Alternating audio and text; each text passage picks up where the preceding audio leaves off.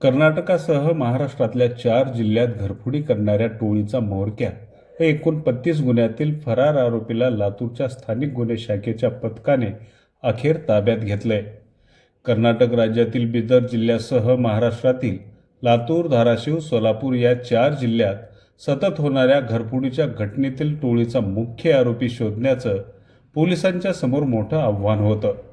मात्र लातूरचे पोलीस अधीक्षक अमोल तांबे व अप्पर पोलीस अधीक्षक मंगेश चव्हाण यांच्या मार्गदर्शनाखाली स्थानिक गुन्हे शाखेचे पोलीस निरीक्षक सुधाकर बावकर यांनी राबविलेल्या कारवाईच्या विशेष मोहिमेत 24 एप्रिल रोजी उजनी येथील उड्डाणपुलाखाली सापळा रचून कुख्यात गुन्हेगार सुनील उर्फ काळ्या श्रावण शिंदे राहणार धाराशिव या फरार आरोपीला अखेर ताब्यात घेतलेत.